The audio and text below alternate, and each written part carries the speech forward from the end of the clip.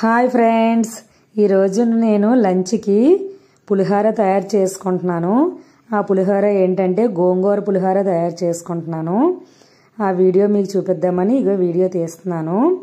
ఈ వీడియో మీకు పెడుతున్నాను. ఫస్ట్ ప్యాన్ పెట్టి ఆయిల్ వేసుకొని పల్లీలు వేయించేసుకుంటాను. ముందు పల్లీలు పోపుతో కలిపి వేయించుకుంటే కొంచెం పల్లీలు త్వరగా ఏగవు కదా, అందుకే ముందుగా పల్లీలు వేగించేసుకొని పక్కన పెట్టేసుకుంటాను. పల్లీలు వేగిపోయి చూడు పక్కన ప్లేట్లో తీసుకుంటున్నాను. ఇప్పుడు కొంచెం ఆయిల్ యాడ్ చేసుకొని ఈ ఆయిల్లో కొంచెం మినప్పప్పు, ఆవాలు, జీలకర్ర యాడ్ చేసుకుంటున్నాను. ఈ మినప్పప్పు, జీలకర్ర, ఆవాలు వేసుకొని కొంచెం వేగిన తర్వాత మనం పచ్చి శనగపప్పు వేసుకుంటాం కదా పోపులో. అలా కాకుండా శనగపప్పు ఒక అరగంట ముందు నానబెట్టిన శనగపప్పు యాడ్ చేసుకోవాలి ఇందులో. ఎందుకంటే గోంగూర పులిహోరకి ఇదే స్పెషల్. పచ్చి శనగపప్పు వేసుకోవాలి గోంగూరలోకి, చాలా బాగుంటుంది ఆ టేస్ట్.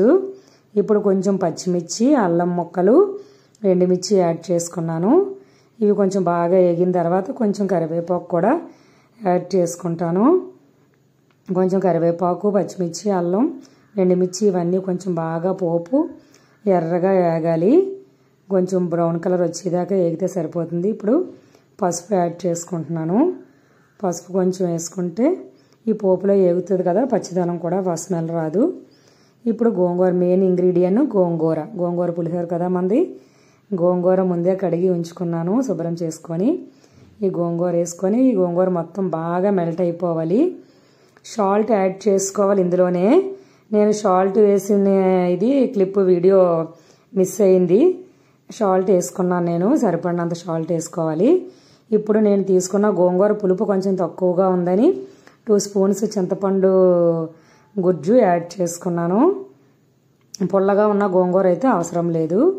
2 స్పూన్స్ చింతపండు వేసుకున్నాను. చూసారా మొత్తంగా బాగా మెల్ట్ అయిపోయి దగ్గరగా వేగిపోయింది పోపు అంతా. ఈ పోపుని రైస్లో వేసేసుకొని రైస్ మొత్తానికి ఈ పోపు పట్టేలాగా కలిపేసుకోవడమే, మన పులిహోర తయారైపోతుంది.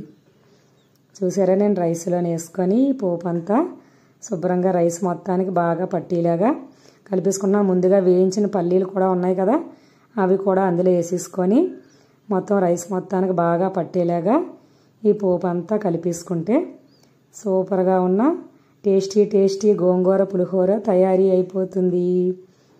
చూసారా నేను తయారైపోయింది మన గోంగూర పులిహోర. చూసారా? Okay friends.